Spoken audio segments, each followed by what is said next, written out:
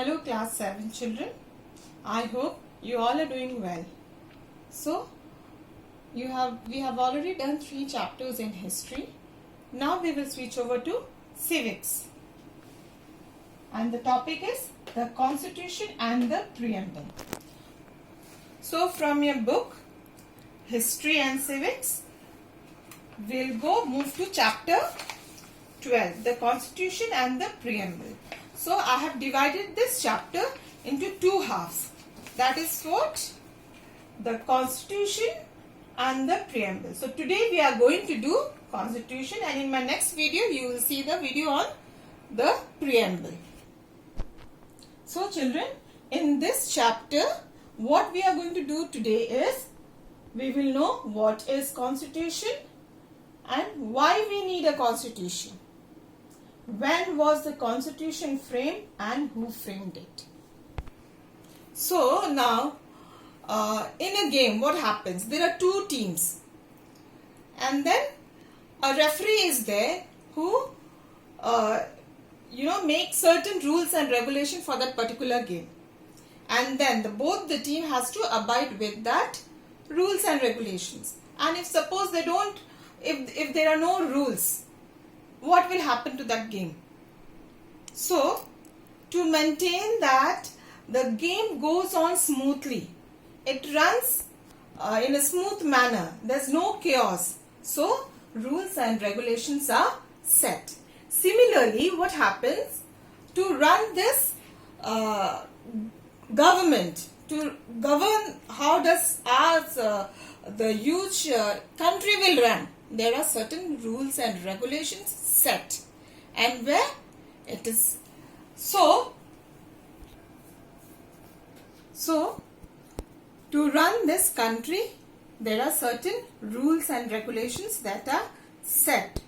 So how the government will function, if there is any problem, how it should be, how they should handle it. So what is a Constitution? It is a document which contains the details of how a government should run the country. If suppose we don't have any constitution, if suppose we don't have any rules and regulation, imagine the condition of that country. Will it grow? Will it function properly? No. Because of this constitution, every country has a constitution and they follow that, and then that is how the country functions.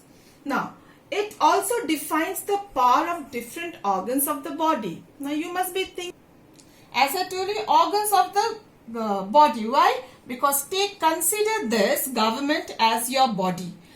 Our body functions how? We have got different organs. Similarly, the organs of the government will be what? There are different organs and it defines the power. And what are these organs? So, organs of the government is what? Legislature, executive, judiciary.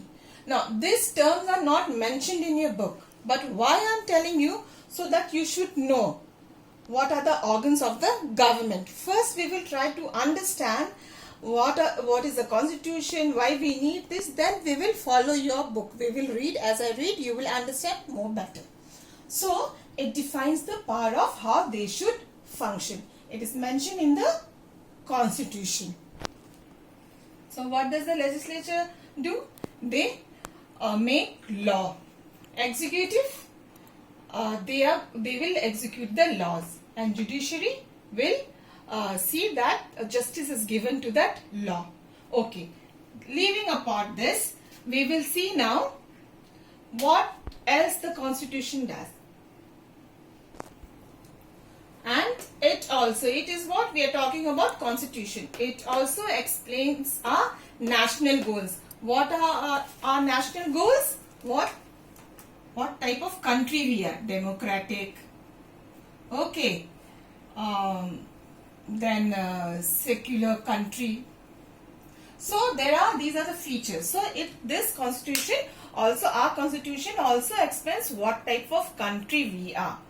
And then so, as our Constitution features is what? Democratic, secular country, fraternity and all those that we will do in the preamble one. So the other countries also follow certain type of, there are certain features. Some are very democrat, very much, like some country follow different type of constitutions. Like some countries are like, they follow unitary system, and then they also follow federal type of system. So our country is secular, democratic, and all those that we will do, as I told you in the preamble. So what happened if the power is not divided with the in these three parts? Or it also explains the rights and duties of the citizens of India. So it also gives the rights and duties of each individual. If we are not given the rights, if we don't know our duties, what will happen? The people, those who are very powerful, will not do justice to the citizens of India, or we will not do justice, and then there will not be equality. Okay, so because of the rights and duties that we are given, or the the government, the people, those who are running the government, India, if they are not given the rights and duties, what will happen? If monarchy is there, what happens? There is corruption. So to maintain a smooth function of a society, rights and duties also is mentioned. No policeman can come and just catch hold of you. But if you have good reason, there are also what duty bound. Only because of certain reason they will catch hold. But if there are no duties and all, they can do whatever they want, right? So this is very important to run a government. So what is a constitution? That is what? Document. And then it gives the details how the government should function. So we have come to know this. And why we need a constitution? As I told you, because that helps to govern the country smoothly. And that also tells us the rights and duties and the different powers that are given to the different organs of the government. Now, 26th January 1950. This was the year and the date when we adoption of Constitution. Okay. And 26th November 1949, the Constitution was ready. It was ready in the year 1949, and it was adopted when? In 1950. And can you see 26th January? Why this 26th January and then again 26th November here? Why this 26th only? Why not some other date? Okay, we'll explain this now. So this date 26th has become remarkable. Now 26th January 1930, what Pandit Jawaharlal Nehru asked for? Purna Swaraj. I just want to give a glimpse, just a small story. So what happened? Actually in 1929, Pandit Jawaharlal Nehru said, you give us Purna Swaraj, that was complete freedom. If not, then what? From 1930 onwards, 26 January 1930 onwards, every year they started celebrating as an independent India. Every year, okay? So that is why this date, 26th, has become very remarkable. And then they had formed what? Constitution was ready on 26th itself, and then it was enforced on 26th January. That what we celebrate the Republic Day. Now, what happened? Cabinet mission had come, and then they had, they have told the leaders of India that you all make rules, certain rules for your free India. And then after that constitution only, a cabinet mission, only they started this making of constitution. And who has made this? That is what I told you. When was the constitution framed? And then we adopted this. And who had framed? That was framed by Constituent Assembly. Constituent Assembly. So, Constitution was framed by this Constituent Assembly. Now, who are this Constituent Assembly? There were few members. Assembly is what? Group of people. So, there were few members who had formed this assembly. See here, the Constitution of India was framed by a Constituent Assembly, and this assembly was an elected body and represented different shades of opinion and all communities and classes of India. So this Constituent Assembly, the chairman was Dr. Rajendra Prasad. So Dr. Rajendra Prasad was the chairman, and then they also had a drafting committee.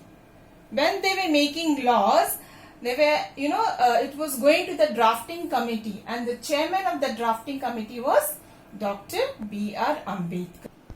So, Dr. B.R. Ambedkar was the chairman of the drafting committee. So, in this assembly, they came forward with many of the rules and regulations and how this country should run and what are the good thing, that we should adopt. So all those things were coming to him, and finally he drafted the constitution. So on 9th December 1946, the first meeting of the Constituent Assembly was held, and then 1949 the constitution was passed. So it took how many years? 2 years, 11 months and 18 days to complete the work. So as I told you, after understanding what is constitution and how it is framed, now we'll just read from your book, okay? On 15th August 1947, India woke to life and freedom, and after a long and arduous struggle, India had finally won independence from British rule. So the British government transferred political power to the Indians, whose primary task now was to frame a constitution of a free India. The term constitution may be defined as a body of fundamental rules and regulations, according to which a country is organized and governed. These rules and regulations define and clearly mention the organization, powers and functions of the government, and rights and duties of the people. Now, as I told you, what were the role of the Constituent Assembly? The Constitution of India was framed by a Constituent Assembly. This assembly was an elected body and represented different shades of opinion. Shades of opinion means they had different views and all communities and classes of India. So they came from different communities, different classes. Now, Dr. Rajendra Prasad was the chairman of the Constituent Assembly. Other important members, there were other members also in this assembly, were B.R. Ambedkar, Maulana Azad and Sarojini Naidu. Among others, the first meeting of the Constituent Assembly was held on 9th December 1946. The Constituent Assembly took how many years? 2 years, 11 months and 18 days to complete its task. The Constitution of India was passed by the Constituent Assembly on 26th November 1949. So if you see the difference, it will come 2 years, 11 months and 18 days. The Constitution of India came into force on 26 January 1950. This day is celebrated as Republic Day. India embarked on a new journey as a sovereign democratic republic. So, from then on, we see that 26 January 1950, the Constitution was adopted, and then on we celebrate what? Republic Day. So we have come to the end of the first part, that is the Constitution. I hope you have understood in detail. Now when you read your book, you can understand more better, and then in my next video we will do the half of the chapter, that is the preamble. By then, thank you children.